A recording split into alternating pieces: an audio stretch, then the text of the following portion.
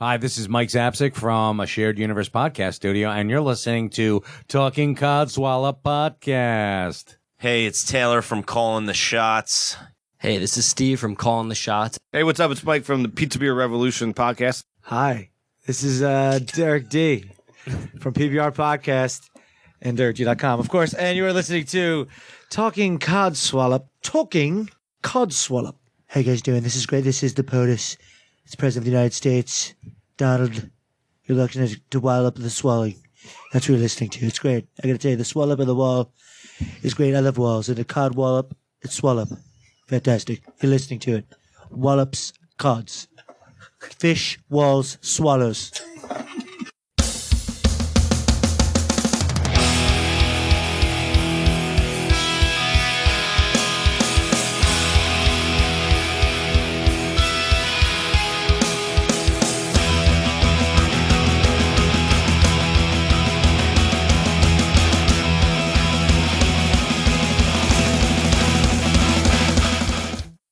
Welcome to this week's Talking Codswallop.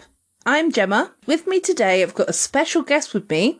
This guest is very, very special, but it does feel weird actually introing him as a guest because he used to be a member of this podcast. Most of you may know who it is, but just in case... It's Andy. Hello. Yay! Hi, Andy. We call this the Discussing Halibut Nonsense podcast. Oh, yeah. Yeah, that got cancelled, sorry. Oh, yeah, I see. Along with the Uber that was going to take me to the airport, that was going to take me to the Shared Universe studios in New Jersey. That got cancelled as well, I see. Yeah, that got cancelled because all of the flights got cancelled. So, I'm really sorry. I did send you a load of Jaffa cakes in the post recently. Did that make up for it? Wow. They didn't really make it up past from the letterbox to the cupboard. Well, they kept jumping into your mouth on the way. Yeah, they said sacrifice, and then just threw themselves at me. Moving swiftly on, because we're so good at that. Obviously, James isn't with us today. He's fitting his glory holes again. Yeah, they need a good buffing. He's getting ready for his spring season, hoping lockdown will be removed. Yes. Yeah. He really did go into business at the wrong time then, didn't he? And he didn't realise just how much effort it takes to curate cheese. We don't need that kind of cheese in our lives. It's spreadable. It's all good. Well, yeah, that's a good point. Yeah, if it's Dairy Lee spreadable, that'd be nice. Although I still wouldn't want to lick the glory holes. What was it? Because is it Primula? Where you used to have the little bacon bits and chives in the tube. They still do Primula as well. Yeah, I used to love that stuff so much when I was a kid. I still do now, to be honest. So how have you been? Yeah, I didn't hear that, but sorry.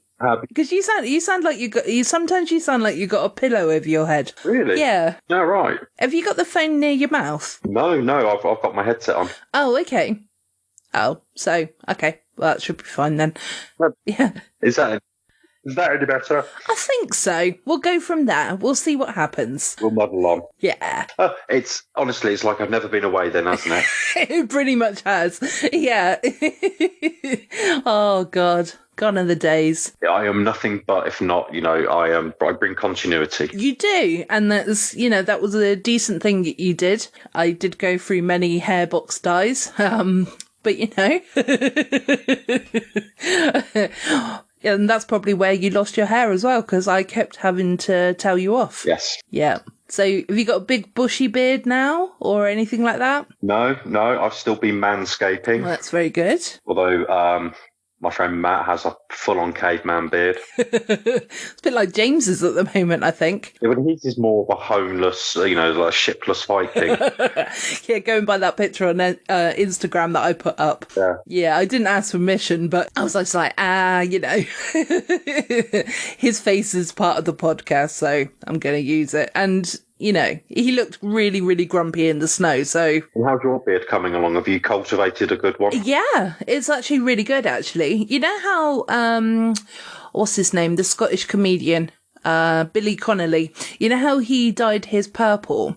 I'm thinking of doing the same thing, making it a bit more noticeable. Awesome. Do you reckon? Do you reckon I could pull that off? Yeah, do that, and also then do the tips of your hair, so it just where it meets the bottom of your chin. That's when you start the hair dye down, so it matches the same depth as your beard. Oh, that sounds like a really good idea. Yeah, I might actually do that. So, should we go with purple, or is there another colour that I should pull off? Not pink. Pink's horrible. Well, isn't blue or grey the in thing?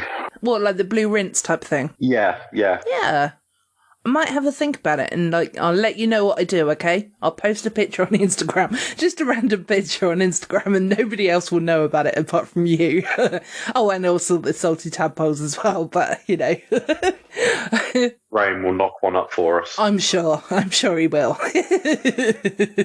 You know, one thing that just occurred to me that I've absolutely missed a trick on. What's that? I've I've always been a big Machine Head fan, Yeah. and there was one point where Rob had some plaits in his beard, and then there was one where he then had beads. Mm-hmm. I could have grown my goatee out and then plaited my goatee and then put beads on like I've always wanted. Oh, you could have. I mean, there's still time. You've still got plenty of time, because we're not going to be out of lockdown anytime soon. So, Yeah. I reckon you should do it, Andy. Go on.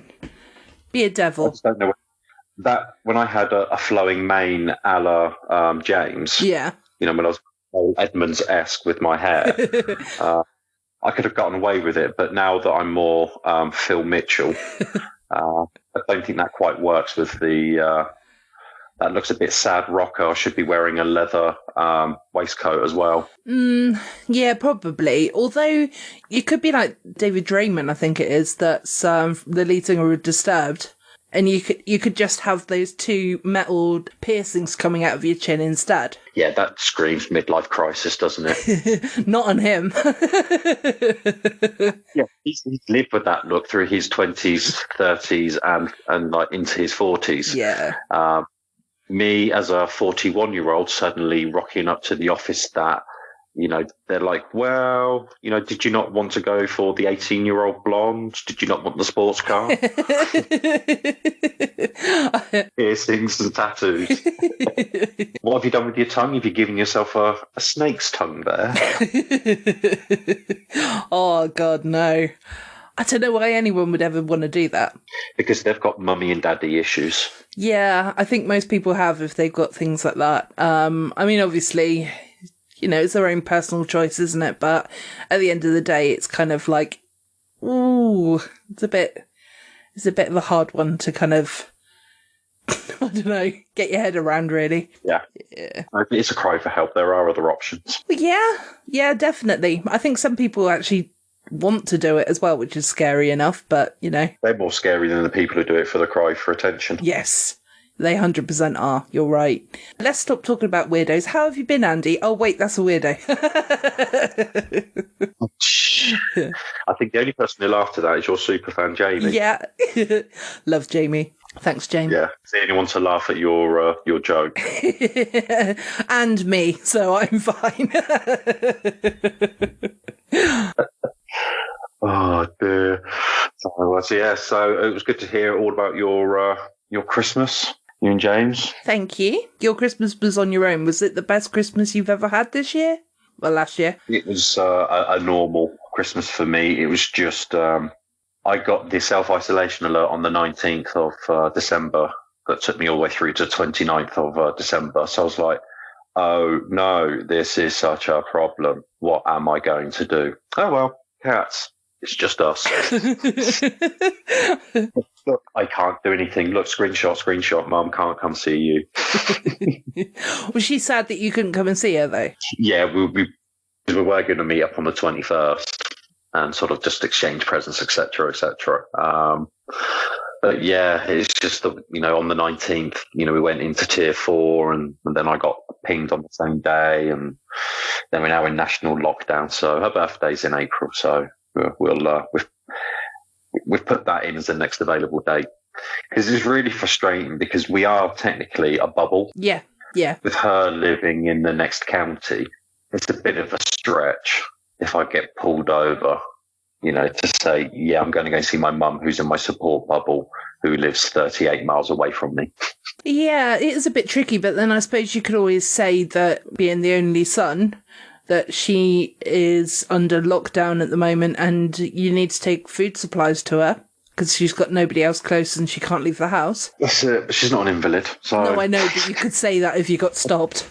That's what I'm saying. I know, but it's just like, it's one of these things. It's like, well, you should. I'd be a hypocrite if I did that journey because I'll stand there at my window shouting at people. Yeah, that's fair enough, I think, as well, because, there's a lot of people that have played by the rules and stuff, and I'm one of them as well. So, but then there are a lot of people out there who are just walking around as if it's normal. You remember like how it was with the first lockdown, that it was like super quiet on the roads. There was like hardly any cars. This time round, it's just like continuously hearing cars up and down the road, Yeah. It's like, it's not being taken overly serious this time. And I think it needs to be. But, you can't force everybody, can you? So. No, people will do what they want to do, Yeah. So we just got to be patient until next autumn. Well, not even that, but I'd say probably we've got to get through next winter with our jabs, and then we're home free for 2022. Yeah, I think that's a realistic idea. Yeah, definitely. Yeah, because by the time our age group has got the jabs, it's probably going to be around that time anyway, isn't it? I might get mine a bit. No, because you've got a health condition as well, haven't you? So yeah, but mine's not classified as something that, because my health condition is just I've had pneumonia twice. Yeah. Do you know that you can get a pneumonia jab now? Yeah. Okay. Yeah. You knew that. Okay, because I had one a little while ago when I went to the doctor, and because I went for one of my diabetes checkups, and she said, "Oh, have you had it?" And I said, "No, I haven't," and I didn't even know it existed. Yeah. And I told my brother about it as well, because he'd also had pneumonia as well. So yeah. I think I've had bacterial pneumonia rather than viral pneumonia. Okay. I didn't know there was two different types, to be honest. So. Nor did I. I got educated after my second bout of pneumonia. Yeah. Oh, what fun. And that was in Germany, so, you got to take translation into consideration. I could have got it wrong, but I'm sure that's what they said to me. So, it's just been Captain Sensible, really. I'm probably, like you, maybe being a bit too risk adverse. Yeah. But fuck it. It's my life. Well, yeah, it's not like I'm, obviously there are people out there who aren't working at the moment, like my mate Tom from the USUC Chronicles podcast. They're actually going to be on next week as well. He's been on furlough since March last year. And you can't imagine how long, it's 10 months or whatever, isn't it? It's like insane. It's hard to even imagine. I mean, I'd love to be furloughed probably for a month, and I probably shouldn't say that, but just so that I could have a little rest. But I wouldn't want it for a long period of time. Oh, you're so lucky, but they failed to think what it's like to not do anything that you feel is work, meaty, while gives you satisfaction, probably like you take any more than 4 days off and you're bouncing off the walls going, I've got to do something. Yeah. Well, I'm normally like that after day 2, actually. But it's, there's only really so much stuff that you can watch on the telly, isn't there? I've got Netflix and I've got Disney Plus and Amazon Prime and whatnot. So, it's like I've got quite a lot of different options that I can watch. But like you and a lot of people, we've been able to transition from office work to home working. Those who have not been able to and then have had to be on furlough. And for those who've actually lost their jobs completely, my heart goes out to them. Yeah, agreed. Mine does too as well. But yeah, so like Andy just said, that we are fortunate because, I'm sat here at the moment at the desk. It used to be my podcast desk, but now is my computer desk. It's my workstation sort of thing. I'm quite glad that I have got work still. Yeah, to be honest, because then it's keeping me kind of sane. But the thing is that I'm really loving working from home.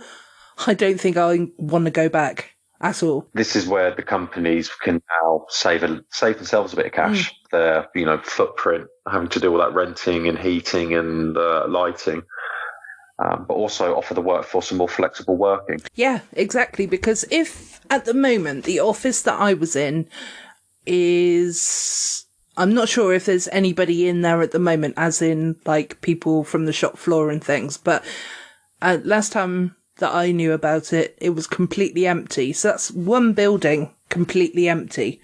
Obviously, lighting and everything like that has all been turned off and stuff. Yeah, you'd think for the company, why don't they just like sell it on to somebody else to, or keep the property, and just use it for a different purpose. But, still, it's a completely empty building at the moment. So they are definitely saving quite a lot on like electricity and electric and stuff like that. Electricity and electric. Oh, Andy, I've not changed. Yeah. So there's many companies up and down the land who are sort of seeing that savings, and families who, albeit, have had to adjust to working from home, but mum and dad are no longer out of the, having 2 extra hours or more a day out of the house to get to and from work. Their working day starts at 9 and finishes at whatever time, but they can be with their kids right up to that point, and in between if their work allows. So I think from a family quality life, I imagine some people have seen improvements. Yeah. Others have been driving each other up the wall because of their circumstances. There's not a one size fits all for this, and hopefully companies can see that they still need to offer people a choice. Fingers crossed. Yeah, because then if that is the case, then, because I'm obviously still wanting to sort of move out and things, been looking at places in Weymouth to rent. And if I was to stay put in Weymouth, I'd be saving a lot more money with renting than I would be if I was living up in Poole. The only thing is that you would then be closer to any future outbreaks of the plague, because you were patient right back in the day. Did I tell you what Chris said well, I didn't tell you, but I can't remember if I said it on the podcast, what Chris said at the very beginning of all of this. No.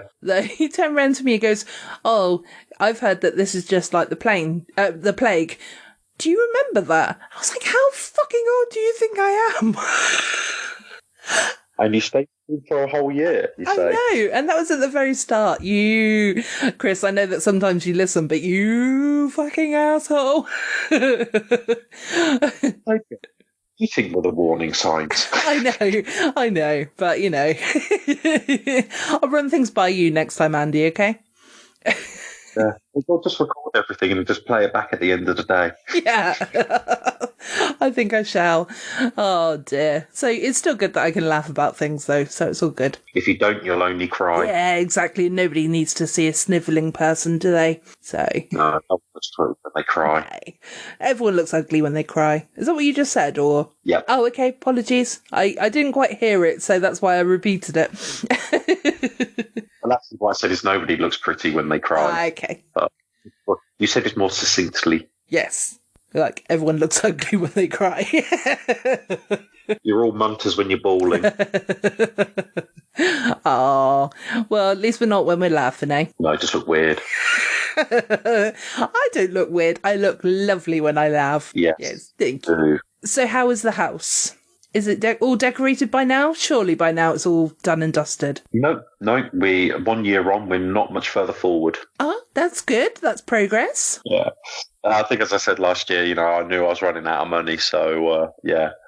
I'm just on the savings part now, just saving everything up to get the big works done. Yeah, fair enough. But the mortgage is out of its contract period this August, so I might just refinance with a loan and just get it one and done over the next winter. Was that the mortgage, did you say? Yeah, get it remortgaged, borrow a little bit extra, and then just get all the works done in one go. Yeah, I think that's a good idea. You're going to get somebody to come in and do it? Oh, yeah. Get the professionals in. Yeah, and see if they can fix your bodge job. I've been told that my work is very good for my skill sets. Well, that's good. That's good, at least. So, you should be proud of yourself. Yeah. It may take a long time for you to get there, but you're like the tortoise, aren't you? The tortoise and the hare story. Exactly. Yeah. He still got there in the end. And he won in the end as well, didn't he? So. And if nothing else, I'll always get my participation medal. Yes, exactly. It's not as if there's a hurry for me to get this done. Do you know what I mean? There's no future Mrs. B on the horizon in a lockdown. Yeah, exactly. And also, there's no plans for you to sort of move out and get another property or anything like that in the future. At the moment, it's there. So Exactly. Yeah. just take your time. The cats are happy. As long as you're happy, that's the main ththing. Well, you say the cats are happy. They're throwing temper tantrums because they are overweight, according to the vet. So they're on a diet. Oh, well, I did see a picture that you put up. I think you put it up on Instagram because I had a little nosy the other day. And when they were sat in front, sat between your legs watching the telly, I think it was, and I was like, "Oh, they look a little bit porky." Yeah. But then are they still being fed by neighbours? Yeah, they're quite happy to go into other people's house and have a little snuffle around. So I got a picture sent to me from people 3 doors down, just saying, "Oh, if you're wondering where Lacey is, here she is," and there she was sitting on their sofa.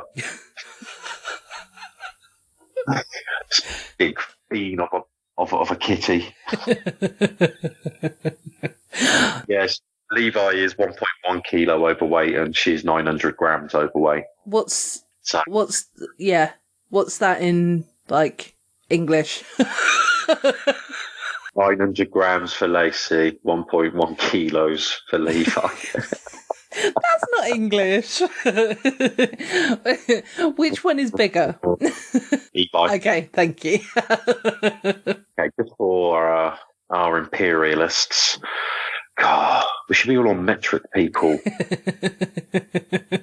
All I wanted to know was which one was fatter, to be honest.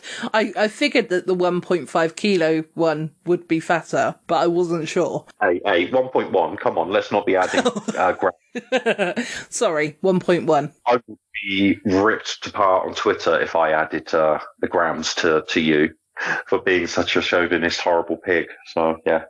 Don't want my cats to be fatter than they are.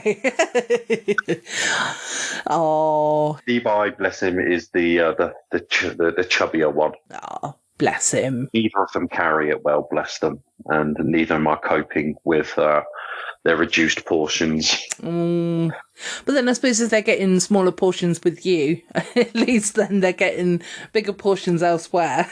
So they are still losing weight. Yeah, so we'll see what happens in the next weigh-in. Yeah. Maybe you should have a word. Well, I don't know if it's possible, but have a word with your neighbours and say, please don't feed them, kind of thing. Just at the moment. Well, it goes back to something I think I said on the podcast when I was on it was, is it morally or ethically or socially acceptable for me to just shave, do not feed into my cats? I think that's absolutely fine. Yeah. Well, I was watching this morning, and they had a woman on there who had dyed her dog multiple colours, and it also said stay safe on there. So it was like with this vegetable hair dye type thing. So it was like, it was quite healthy for the dog and whatnot, but it was like pink, purple, blue, it was all these different colours. Originally was white, and I was just like, what has that woman done to her dog? But apparently the dog is really happy being like that. So, but Dogs are really renowned for their language skills. no, exactly. Yeah. Because I've got a dog now. Well, kind of half a dog. Well, it's a whole dog, but it's not mine, if that makes sense. It's my mum's boyfriend's dog, but, I still love him to pieces. But, yeah, you can tell when he's grumpy and when he's happy. Do you take for walks? I don't. No, I might actually start doing it. In some ways, I don't want to be doing it all the time, if that makes sense, because he's not my dog. So, yeah. Get yourself out of the house, so you never know. You might meet someone. I suppose that is a good idea. Yeah. So I might just do that. Yeah. Although he is a bit Yeah, it's like when the mailman comes. Oh my God. We've seen so many different piles of shit on the doorstep because the dog barks so loudly. People are like crapping their pants and running away. They're not literally shitting on the doorstep, but, metaphorically speaking, they are. And this is just a little Jack Russell. Yeah. No, because Jack Russells are usually louder, aren't they? But yeah, no. He's a border collie cross with a Labrador, so. Wow. Intelligent. Yes. Well, sometimes you'd think so. But anyway, Andy, I think, we've done about 31 minutes here and we haven't even got onto our favourite segment yet. So, Andy, do you have any Codswallop this week? Oh, Codswallop this week. Yeah, I think all the world is still my Codswallop. Some people may have noticed I've had a very light footprint on Twitter. Yes. I toe back in and then I came quickly straight back out. It's still a hot mess. There's arguments are still happening. So that's my Codswallop. Why can't people just be nice and play nicely? Because people have got too many opinions, haven't they? And they like to share them. So I keep getting a frog in my throat today. Weird. It's just that emotional, talking to me after so long, it brings a lump to your throat. Oh, it is. It is absolutely that, yeah. See, it's happening again. What have you been all this time? The last time I spoke to you was over a year ago. Oh no, we're doing that ugly face again. But yeah, so the world has pissed you off then? It still continues to piss me off. But because I'm not out in the outside world, so I'm not driving, so my normal Codswallop, fodder, should you say, is not really available to me. I mean, I could say that ignorance on the footpath is still a major bugbear of mine when I'm out running, I must admit. Yeah. There are only two of you walking, so why don't you take up entire 8 meters of the path? Well, they have got to stay 2 meters away from each other, first of all. So, if they're taking up the entirety of 8 meters, that means they're taking up 4 meters each. Well, that means then that you can run in between without causing any problems. If they weren't also walking 2 dogs on leads. Oh. Well, you didn't say that bit. Come on, Andy. We need the full story before we can speculate the answer. Other than that, I think as I said in my last appearance, strangely, I've evolved into a kind of a Eeyore Tigger-esque animal. So you're coming to my way a little bit. Yeah, well, come on. Let's ground ourselves in a bit of reality. Have you heard that James is getting very, very Eeyore lately? Yes. Yes. Are you kind of proud a little bit? Yes, my child has come of age. Now, I didn't know that you had a child. Name was James. Oh. I must admit his fetishes of glory holes have disappointed me somewhat, but, it's the 2000s. You can do whatever you like. Yeah, exactly. After last year, you can definitely do whatever you like this year. I'll tell you, I've noticed a proper change in my personality since working from home more. Yeah, well, you're a lot more relaxed. Yeah. On a serious note, peopling seriously tires me out and just drains my batteries, and I think that's why I'm just so annoyed all the time. I agree with that as well, because I didn't realise how much it annoyed me until I started working from home. I know we're going sort of full circle again here, but it's kind of like I used to have people standing at my desk and they just stand there until I looked at them, and it's like, oh, I'm not looking at you because I'm busy. What the hell do you want? Kind of thing. And it depends, who the person was, of course. If I really liked the person, I didn't mind turning around. But if it was one of those irritating people, I was just like, oh, please go away. But yeah, it's now when you get the email come through, or if you get because we're using Teams to communicate with one another. So, if you get a message on Teams or a telephone call on there, you can sort of turn around to the person and say, oh, could you give me half an hour to think about this? And you can just sit back and just think about it before you actually give them the answer, instead of them being stood right on top of you trying to pressurize you into giving the answer, if that makes sense. So I was talking to my guys today, just saying, how are you finding working from home? You being more productive. And it was like, yeah. And I said, is it because people are no longer coming up to your desk? And it's like, yes. yeah. We were talking about sort of, returning to work. And I said, you just got to prepare yourself. If you decide to work more from home and then just do the occasional trips in the office just to, get on and do something or catch up with someone, consider that to be a work day, because you'll get fuck all work done. Because that's what it used to be for me when I used to work from home. I used to do a trip into the office every 2 weeks just for one day. I never did any work. It was just constantly being sort of, oh, I haven't seen you. How you doing? What you up to? Where have you been? Da, da, da, da, da. So that was my whole day, just gone to people, updates, on their life and work and what have you. So, but it's good. I think it makes it more meaningful. Yeah, I agree. So yes, maybe you might need to do a new segment. So like, Codswallop is like the negative. Yeah. So for me, a positive fish would be something like a prawn cocktail. Could do. Prawn cocktail segment, which is all about your side of like unicorns and marshmallow clouds. Oh, I like that. Yeah, so we could, Even as a last minute stand-in for people who can't be bothered. I can say that because you'll never listen and won't get offended. Which was very, very kind of you. Yeah. I gave you first refusal, didn't I? So I wanted to see if you were available first. But I do like that idea though. So it's it could be Codswallop or cocktail. Yeah. Talking prawn cocktail. Seems like a bit of a mouthful though, doesn't it? Just take off the talking. So what's your Codswallop? What's your prawn cocktail? Yeah. All right, I'll have a think about that. I'll put it into the think camp. Camp. Oh, oh, for fuck's sake. You just, put what the pronunciation is into the thinking cap. Thank you. And then once you've got the pronunciation tied down, then put that idea in. Yeah. Oh, God. Really, nothing has changed. Still the same me. Whilst I wouldn't be here to see the answers, I'll be interested to hear the answers on a future podcast. Would be, how have the salty tadpoles, have they noticed changes in themselves, good or bad, as part of lockdown? I know we've all had our frustrations, but take that to one side. Just think about you. Have you grown or have you gone back? Let us know. How's it been for you? Yeah, because we did, towards the sort of start of all of this, we did do a sort of like a check-in episode. But yeah, it would be quite good to know that.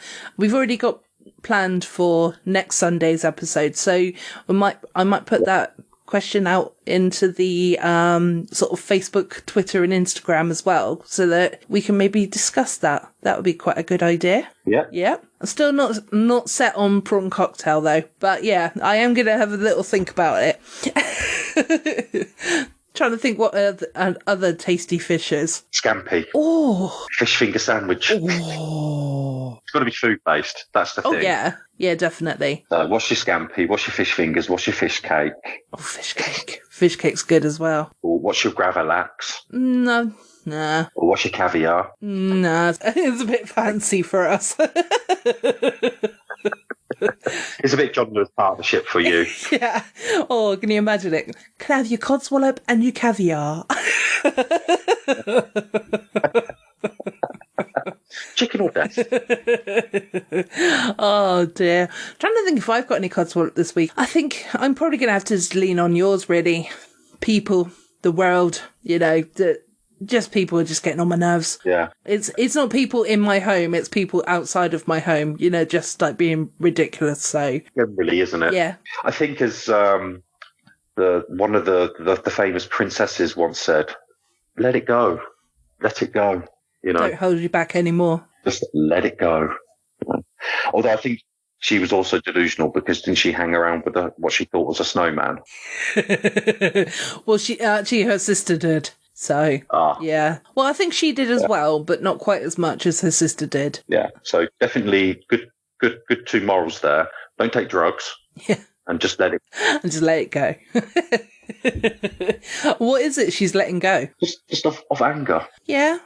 Because I think it kind of dawned on me that you can't change people's mind, and if you're going to get angry about that, you're just going to die angry. So just let it go and live your life and be happy. Oh my God, Andy, what have you done with yourself? This is scary. I found myself. Ah.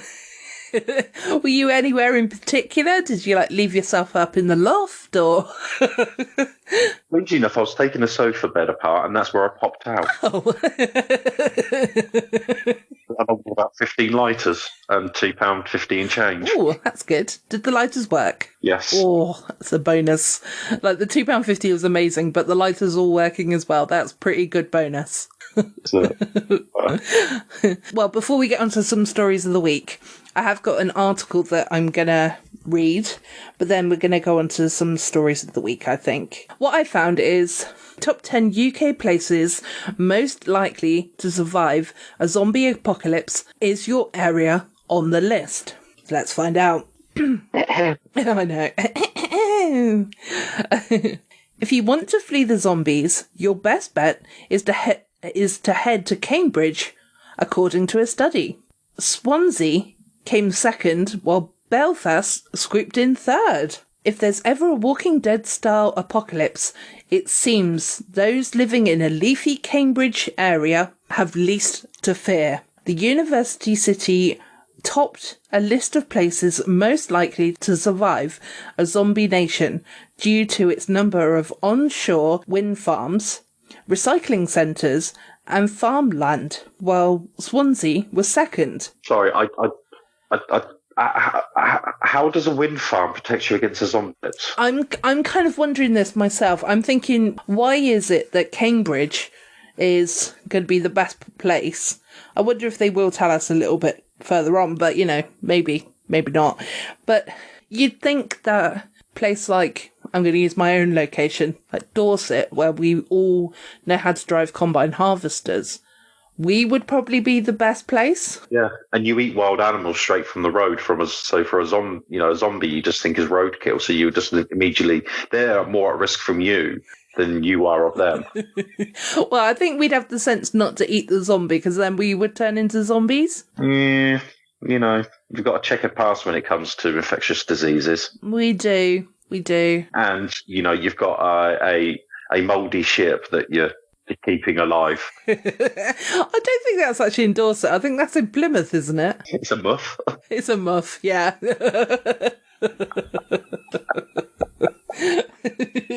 Geography's not my strong point. No, I know. Right, well, I'm just scrolling through to see if it gives us any reason why.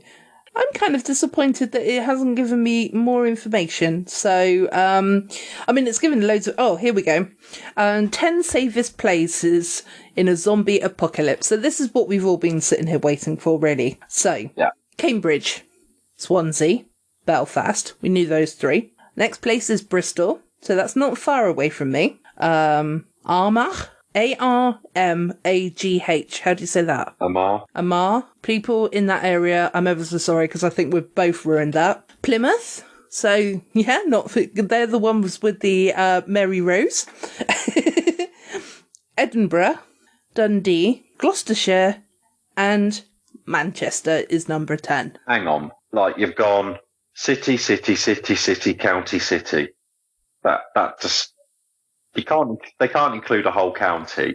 That's a very good point, isn't it? Also, if I was to actually think of this, I would have put Manchester up a lot higher. Yeah.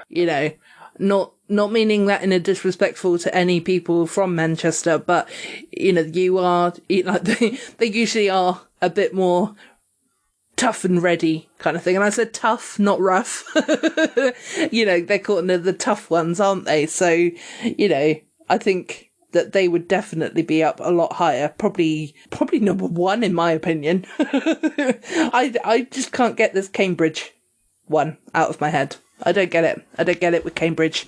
Isn't that where all the posh universities are? So all the posh university students are going to be able to take on a zombie? I don't think so. I think somebody had a slow day and was given something to do as a last minute. I think so too. And I think I think they just botched it. Yeah. What city do I know? Gloucestershire. Yeah, that's a city. Yeah, exactly. Ridiculous. I can't even believe that, like, Dorset didn't even get a mention, or Reading, you know? The Ding, as we like to call it. The Bing. The Ding. Yeah. Oh, actually, something that was possibly going to give me a bit of enjoyment there has now brutally disappointed me. So, Andy, we've got a story of the week. Right. So we've got apparently just looking at the tiles. We've got bodybuilder who married sex doll says she broke just before Christmas. Woman fined for walking husband on a lead. NHS worker who lost her purse in the UK a year ago, baffled after it turns up in Turkey. I'd like to hear the one about the woman walking her husband on a lead. Pervert. I know.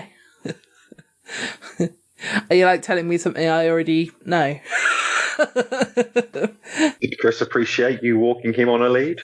Well, he wouldn't let me, so, you know. We got a little insight into Gem there. So, a woman in Canada has been fined for breaking a COVID curfew by walking her husband on a lead. When stopped by police, she claimed that her partner was in fact a dog, according to local media. On Saturday, Quebec, what, the whole city? Yeah. The whole city has once said that people would have to stay indoors between 8 p.m. and 5 a.m. in a bid to halt the spread of the coronavirus. However, dog walkers are allowed to be outside during this time in an exception to the rules. Police spotted the pair in Sherbrooke at around 9 p.m. just after the rules took effect. Both of them were fined 1,546 Canadian dollars, or 893 in real money, despite claiming they were acting within the rules for pets. Isabel Gendron of the Sherbrooke Police Department told the La Tribune they did not cooperate with the police at all. I'm not even going to bother doing a Canadian accent. And the woman said she would not pay the ticket. The paper said that in the evening from Saturday to Sunday, 19 tickets for breaching the curfew were issued. Oh, Jem, this is why we don't read the Metro, isn't it? They just tail off into bullshit. Well, normally they just cut the article short and we just never know what happens. Have you got anything that's better than that? Well, I might do, but I think, you know, you've got to give these people a hand that they at least tried. You know, it's a bit like when people go through in a wheelchair and roller skates into a drive-through, you know? Yeah. They just need their McDonald's. Right. Do I go with, we're going to do both of them, but scientists find a 50 million-year-old fossil penis of bug previously unknown, or Gwyneth Paltrow's vagina candle reportedly blew up a woman's home in the UK. Let's go for the 50 million-year-old fossil penis. Okay, so we'll end with Gwyneth, the wonderful Paltrow. Okay, so researchers were able to study the penis of a tiny assassin bug dated from the something era. Why is there so many words on this? Allowing them to identify a new species. Gemma may have just blocked out a couple of words that she couldn't have said. Gemma really needs to read the stories before she picks them. Yeah, she does, to see if there's not naughty words, but complicated words. An assassin bug that died over 50 million years has been found in almost perfect condition in Colorado. That was an easy word to say, I just mixed it up. It's rare that small creatures like the bug leave such complete fossils, and paleontologists, I think I said it right the last time, are particularly interested in the tiny predator's penis. He's just giggling at the way I say penis there. Just your fascination with penis.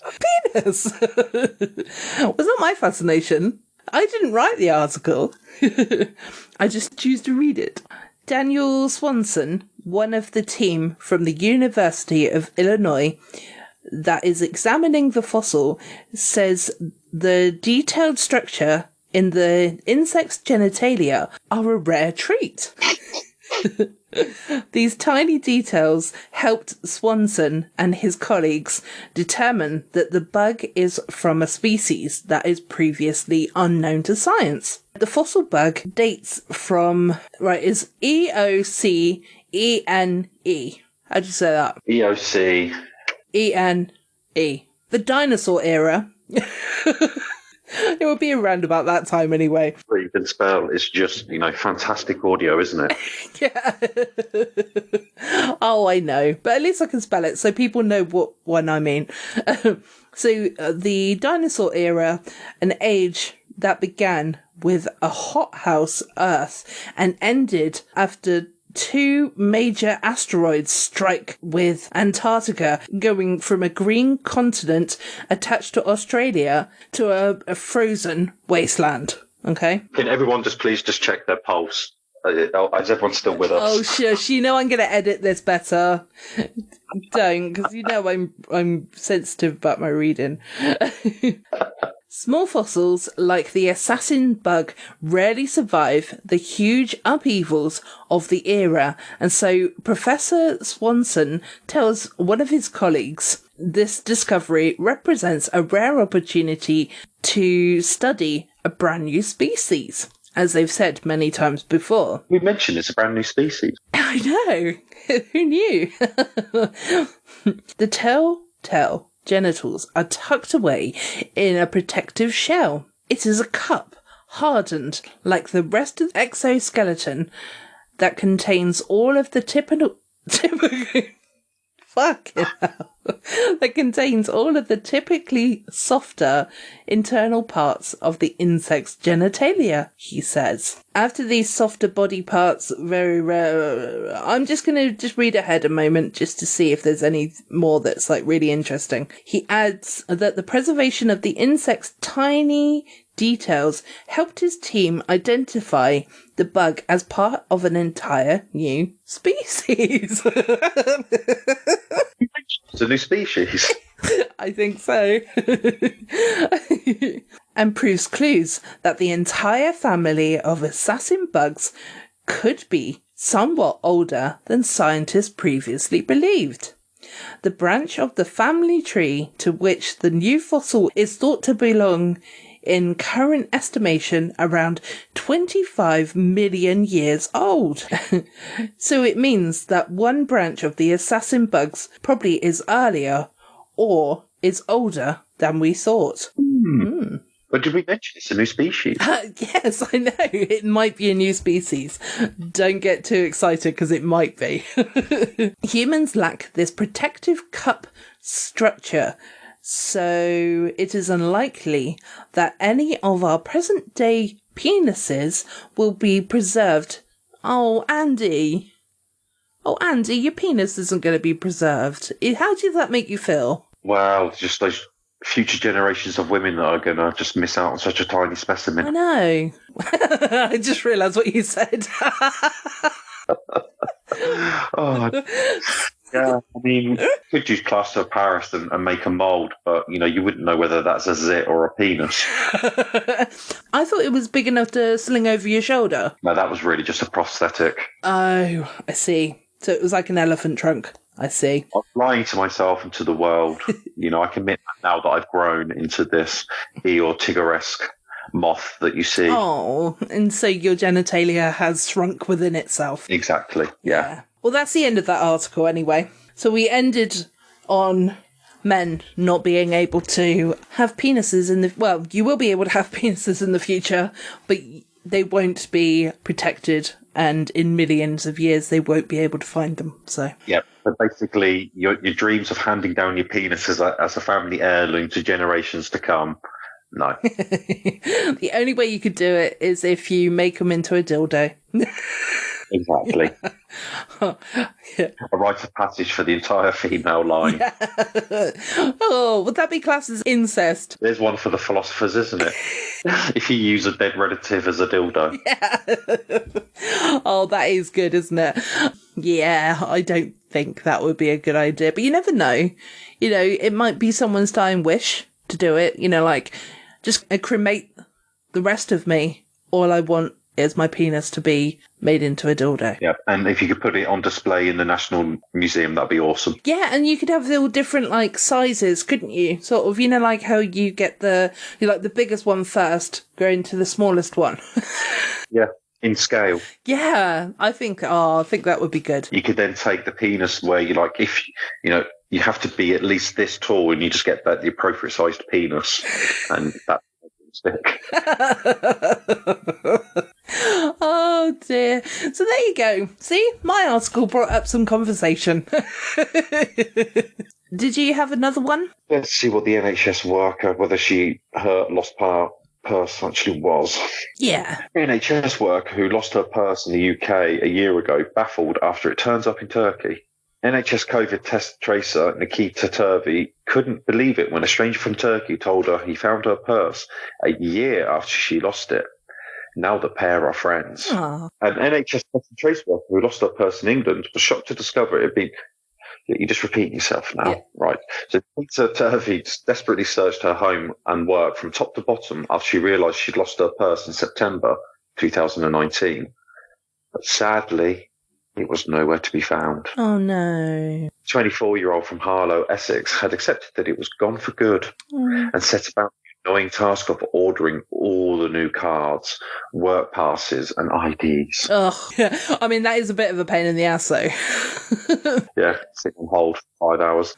Although, if you've got loads of credit cards, for example, you could just say, like that. Say, for example, they went and purchased something really expensive. They could say, no, that wasn't me. Yeah. Oh, yeah, no, actually, I lost it like 3 days ago. Yeah. I only just realised. So, yeah. A year later, in November 2020, she received a message from a man on Instagram of a photograph of the student card that had been inside the lost purse. Dun, dun, dun. Dun, dun. Picture of said Instagram feed where you see picture of the student card and OMG, did you find my old purse? Question mark, exclamation point. I've had it lost for months, exclamation mark, exclamation mark. Where did you get that? Question mark, question mark. I'm in Turkey. How did you get that? I lost it in England. And I found it in these recycling materials. Is that your Turkish accent? It is literally like she's gone, oh, and he's gone, I am in Turkey. And then she's gone, how did you get that? I lost in England. And he's gone, I found these in recycling materials. This you? I found. Yes. Yeah. The man named Kaya, who works with recycling materials in Turkey, found Nikita's purse on the ground. So he decided to try and track the rightful owner down on social media. The two have since struck up an unlikely friendship and talk regularly, with Nikita saying she would love to meet up with Kaya if he had the chance to come to the UK, or you could go to him, maybe. I was thinking that, like, oh my gosh, she's so lazy. Like, this guy went out of his way to contact her, make sure she had her wallet back and everything. Okay, yeah, she's replaced all the cards, but whatever. He's still doing it. Yeah, and she can't be asked to just, like, get on a plane and go to Turkey. I'd really like to meet him if he's in the UK and in the city where I live, in the street where I live, outside the house where I live. Then yes, I'd love to meet him. Yeah, and especially if the time suits me as well. In and not watching Only Ways Essex. Yeah. So the keeper said, I have no idea when or how I lost it. I just know that at the time I was working a lot. It might have been somehow fallen into the recycling bin. I spent a solid week looking everywhere. At home, at work, in all my coat pockets, in old bags. I looked everywhere, but had no luck. Oh, dear. But she found it. Yeah. I bet secretly she was kind of like, you know what, mate? I know you've reached out. Thank you ever so much for that. Don't bother sending it to me. I've replaced everything now. You could have contacted me a few days before so that I didn't have to contact you. So I didn't have to get all my cards back. Yeah, it's like, how did the press get hold of this story, I wonder? I know. It's like top story, isn't it, of the week? Someone had a slow day on Facebook. Yeah. Well, let's face it, coronavirus or wallet stolen. Lost. Sorry, lost. So that's that. I think that'd be the weird news that I can find. Yeah, well, that sounds good. If I finish it off then with the stupid Gwyneth Paltrow. Paltrow. Okay. So the story reads, because I read the article, the headline a little bit earlier, and people might have forgotten. One of Gwyneth Paltrow's vagina candles reportedly blew up in a UK woman's home. Do you know all about Goop and stuff? Yes. Yeah. Okay. So Gwyneth Paltrow's Goop enterprise has inspired a lot of jokes, as well as a lot of concerns, not to mention safety, of many of the pricey and sometimes absurd new agey products. But nothing captured the ridiculousness of the company like a line of candles entitled, "This smells like my vagina." Fish. Hairy chewy sandwich smell. Scampi. Fish finger sandwich. Whereas some Goop wares are based on potentially harmful things, their vagina candles merely seemed like devastating self-parody. But it turns out that too may be dangerous. As per The Sun and caught by the New York Post, one of them blew up in the home of a woman in the UK. One Jodie Thompson told the British tabloid that the vagina candle burst into flames in her living room, as per the following post. The candle exploded and emitted huge flames with bits flying everywhere. Jodie Thompson, 50, told the outlet. Now, why the fuck is a 50-year-old wanting to smell a vagina candle? I don't know. Maybe she just wanted to remind herself of what it used to smell like. Oh, maybe, yeah. I've never seen anything like it. The whole thing was ablaze, and it was too hot to touch. There was an inferno in my room. The media consultant from Kilburn, North London, added. Thompson, who lives with her partner, David Snow, said they threw the flaming candle out of the front door. It could have burnt the place down. It was scary at the time, but funny looking back that Gwyneth's vagina candle exploded in my living room, she said. Neither Paltrow nor Goop have yet to comment on the alleged incident. Why did they say alleged when it actually happened? Well, they don't know the background. You know, how long she had the candle burning for? What was the ambient temperature of the room at the time? Was there anything else that could have caused that candle to explode in situations it wasn't designed to be burnt in? Yeah, very, very good points. Thank you. The candle launched about a year ago, and it runs at $75. Ugh. According to the Goop site, it is made of geranium, citrusy bergamot. Basically, it's loads of nice little smells. But not that nice, because obviously it smells like a vagina. Not that my vagina smells horrible. It smells lovely, all right? Do you know what the pound shop version of that is? Pound shop? Yeah, do you know what the pound shop version of that is? No, go on. So you go to the pound shop, you get a candle that's a comfortable size, shall we say. And then, much like how you make a candle, you dip yourself enough times so you get your own smell on it, then you light it.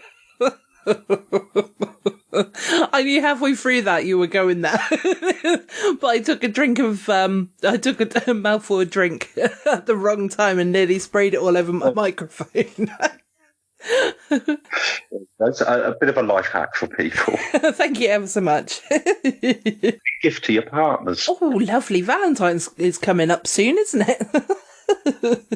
That's kind of the end of the article. So yeah, what do you think about that, Andy? I mean, you obviously said about your Poundland hack there, but... Yeah, I mean, 75 quid, I mean, maybe you do want it to explode all over your face. Okay, well, that seems like a good place to end this week's episode. What do you think, Andy? Well, I think I could go for another 45 minutes at least. Well, you can go for it on the Halibut podcast if you like. Ooh. Just for the halibut. Oh, you know what? That's a genuine good one, that one. Thank you. Jamie, you heard it. She can have that one. Thank you ever so much. Right, well, in that case, Andy, I think that we've been talking enough Codswallop this week. I have been Gemma. I have been Andy. You have. And it's been a pleasure to have you back this week. Thank you very much for making the time for us. So My pleasure. If I can spare it and you need me, just put up the Eeyore light and I will respond. yes, and he did. Thank you ever so much.